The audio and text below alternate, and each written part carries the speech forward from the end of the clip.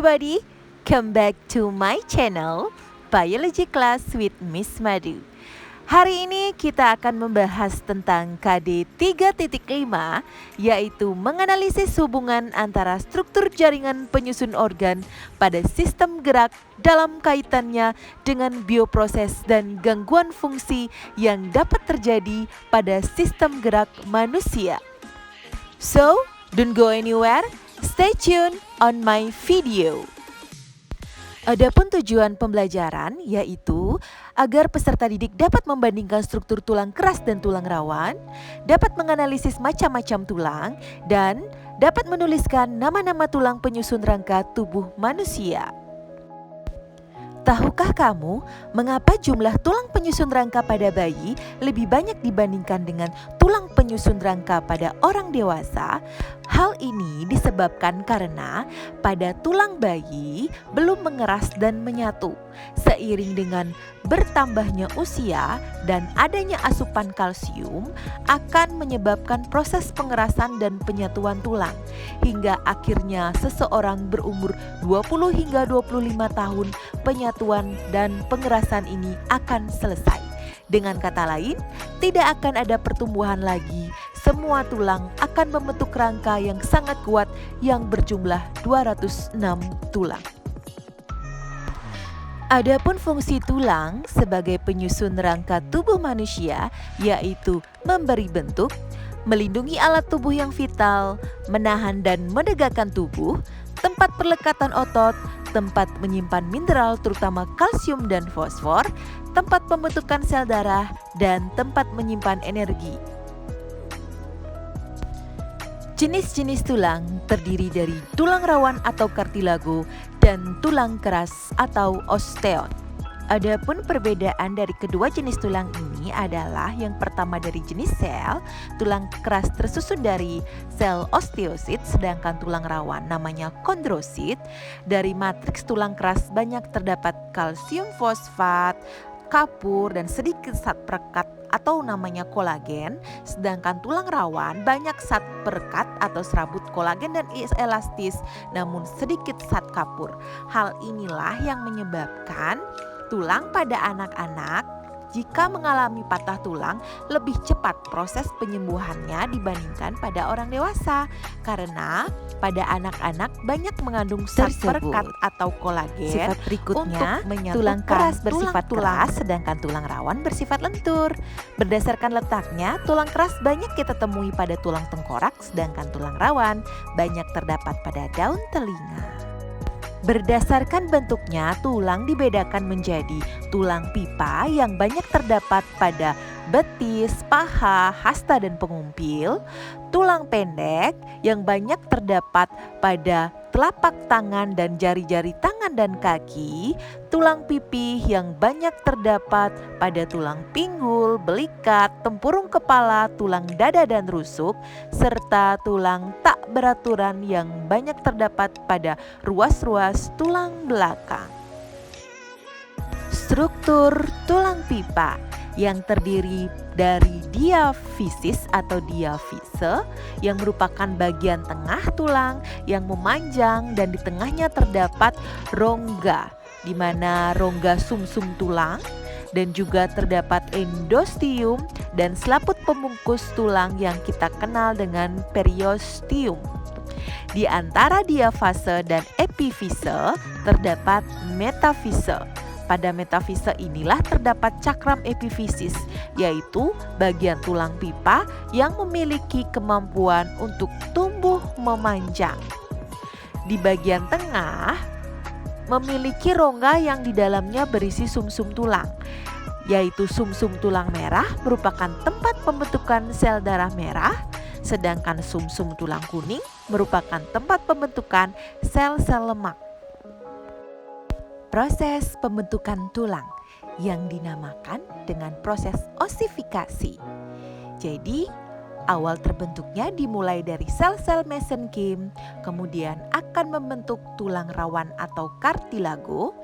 Di dalam kartilago ini akan diisi oleh osteoblas. Osteoblas merupakan sel-sel pembentuk tulang keras. osteoblast akan mengisi jaringan sekelilingnya dan membentuk osteosit atau sel tulang keras. Sel-sel tulang dibentuk secara konsentris dari arah dalam keluar membentuk sistem Havertz. Sekeliling sel tulang terbentuk protein matriks tulang yang nantinya berupa senyawa fosfor dan kapur. Ini menyebabkan matriks tulang mengeras dan mengalami osifikasi.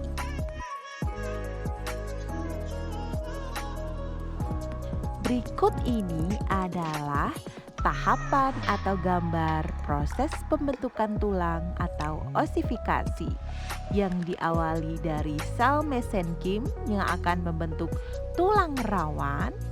Di sini terlihat terbentuk osifikasi pertama atau osifikasi primer pada bagian tengah atau diafisis.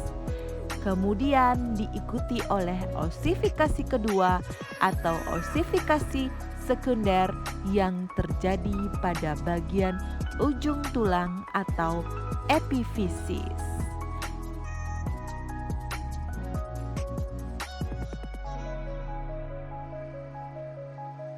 Sistem rangka pada manusia terdiri dari rangka aksial dan rangka apendikular. Rangka aksial terdiri dari tulang tengkorak, tulang belakang, tulang dada, dan tulang rusuk. Sedangkan rangka apendikular terdiri dari tulang anggota gerak atas dan tulang anggota gerak bawah.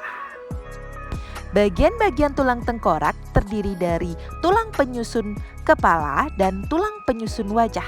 Adapun tulang penyusun kepala terdiri dari tulang ubun-ubun, tulang pelipis, tulang baji, tulang dahi, dan tulang tengkorak bagian belakang. Sedangkan tulang penyusun wajah terdiri dari tulang air mata, tulang hidung, tulang pipi, tulang lidah, tulang rahang atas, dan rahang bawah. Tulang belakang terdiri dari 33 ruas yang terdiri dari 7 ruas tulang ekor atau vertebrata cervicalis, 12 ruas tulang punggung vertebrata dorsalis, 5 ruas tulang pinggang vertebrata lumbalis, 5 ruas tulang kelangkang vertebrata sacralis, dan 4 ruas tulang ekor atau vertebrae coccyges yang menyatu menjadi satu. Tulang rusuk dan tulang dada. Yang pertama kita akan bahas tulang rusuk dulu ya.